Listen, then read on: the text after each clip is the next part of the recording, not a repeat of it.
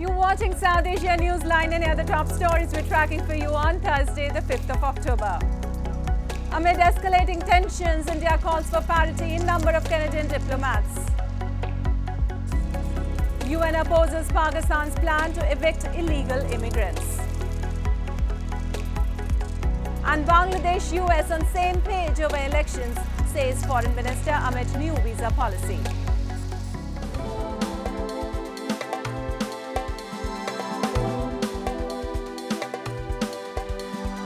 Now for all the details. Amid the ongoing diplomatic row between New Delhi and Ottawa, India's Foreign Ministry spokesperson Arindam Bagchi on Thursday said India has sought parity in diplomatic representation amid their interference in our internal matters, and that the two sides were holding talks to ensure this. He said since the Canadian diplomatic presence is much higher, we would assume there would be reduction. He, however, did not give out more details on the timeline to achieve this. The two countries are in a diplomatic spat since Canadian Prime Minister Justin Trudeau alleged that the Indian government is responsible for the killing of Khalistani terrorist Hardeep Singh Nijjar on Canadian soil. India has rejected the allegations as absurd and motivated. Given the much higher diplomatic presence of Canadian diplomats or diplomatic presence here in Canada and their continuing interference in our internal affairs, we have sought parity in our respective diplomatic presence. Discussions are ongoing on the modalities of achieving this. Meanwhile, the spokesperson also informed that New Delhi has raised concern about safety of diplomats with the UK on the Khalistani issue after a group of radicals prevented the Indian High Commissioner from entering a Gurudwara in Scotland. At least 14 people were killed and 102 others, including 22 army personnel, were reportedly missing in India's Sikkim state on Thursday after heavy rain caused a glacial lake to burst its banks, triggering flash floods down a mountain valley. According to state officials, around 12 to 14 workers were also stranded in tunnel of Teesta Stage 3 dam, which was breached by a fast-flowing Teesta river on Wednesday. The state capital Gangtok has been cut off by road, with the main highway linking neighbouring West Bengal state to Sikkim was also getting snapped in the flash floods. Search and rescue operations were underway by a platoon of NDRF in Rangpo and Singtam towns, while 3 more units of the Disaster Relief Agency were en route to other affected regions. As of now, we have recovered 10 dead bodies.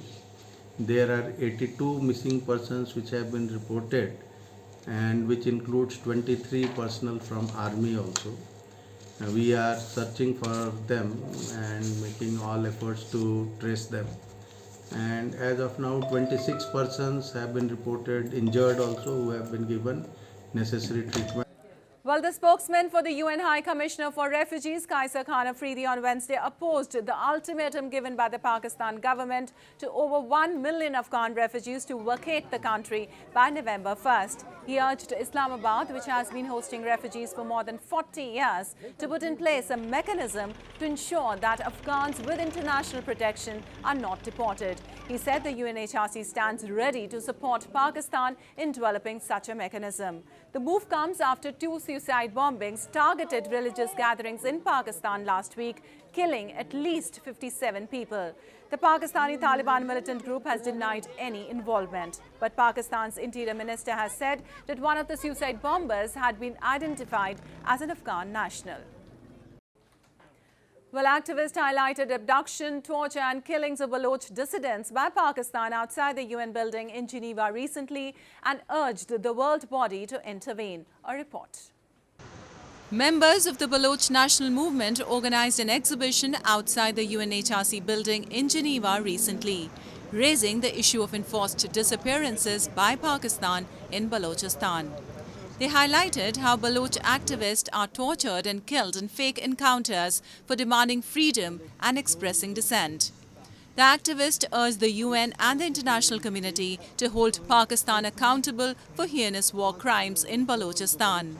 उनका मकसद और कुछ नहीं, ताकि लोगों को डरा धमका कर अपनी जो बलोच आइडेंटिटी के लिए जो स्ट्रगल है, बलूचिस्तान की इंडिपेंडेंस के लिए जो स्ट्रगल है, या पाकिस्तान की जबरी कब्ज़े के ख़िलाफ़ जो स्ट्रगल है, उसे ख़त्म करने के लिए, उसे क्रश करने के लिए पाकिस्तान ने मुख्तलिफ टैक्टिक्स आजमाए हैं वो आज तक बड़ी तेज़ी से जारी है।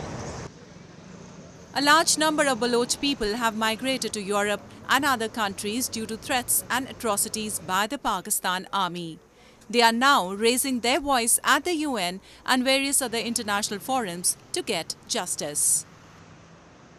बलूचिस्तान में जो नाइंसाफ़ी या जुल्म हो रहा है बलोच कौम के ऊपर, वहाँ पे इंटरनेशनल मीडिया को ना एक्सेस है, ना कि लोकल मीडिया को एक्सेस है, ना कि वहाँ पे जो इंटरनेशनल NGOs है वो जा सकते हैं। तो यही एक हमारे साथ मीडियम है जिसके थ्रू हम यहाँ पे जो इंटरनेशनल कम्युनिटी है उनको अपना आवाज़ पहुँचा सकते हैं और यहाँ पे जो आम लोग हैं, जो मैसेज है, उनको हम अपना पैगाम पहुँचा सकते हैं। And weeks after the US started imposing its new visa policy for Bangladeshi nationals who undermine elections in their home country, Foreign Minister AK Abdul Momen on Wednesday said there's nothing to worry as Dhaka too has a similar visa policy. Hinting a tit-for-tat move, Momen said if any country imposes sanction on Bangladesh, Dhaka will respond in the same manner. Responding to a question on the US call for free and fair elections in Bangladesh, he said both countries are on the same page on the matter. Bangladesh has made it clear that it wants free and fair elections. US also wants the same and will play a supportive role to the end. News agency UNB quoted him as saying, PM Sheikh Hasina's administration and several Western countries are at loggerheads over the electoral process in Bangladesh. Moving on, crisis at Sri Lanka is facing a big challenge from its largest bilateral lender, China, to secure a concrete debt relief framework as it is blocking access to desperately needed cash bailout of $3 billion from the IMF, according to a report by Nikkei Asia. Last month's visit by IMF officials to the island nation seemed like a hope for the country. But IMF, which has insisted on financing insurances from bilateral lenders as a key pillar, delayed a second tranche of $330 million in aid. Notably, Sri Lanka has invited China to join a committee of the country's bilateral creditors, chaired by Japan, India and France, aimed at drafting an external debt restructuring framework, which China had rejected in April this year. And the iconic Dal Lake in India's Jammu and Kashmir, known for its serene beauty, has now become the stage for an exhilarating water-zorbing adventure, attracting a lot of enthusiasts. Take a look.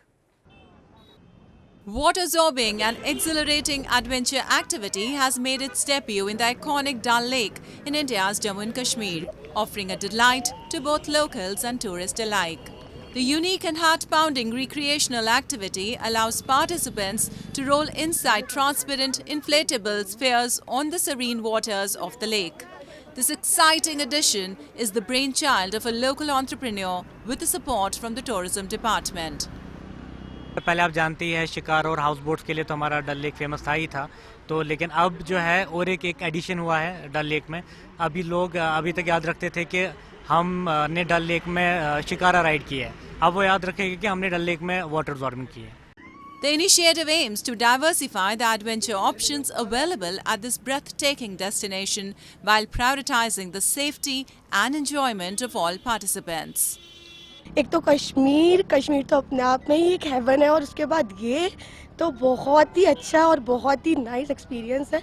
मैं तो सारे tourist को बोलूँगी कि आए और इसे ज़रूर एक्सपीरियंस करें। Well, that's all in tonight's edition. We'll see you same time tomorrow.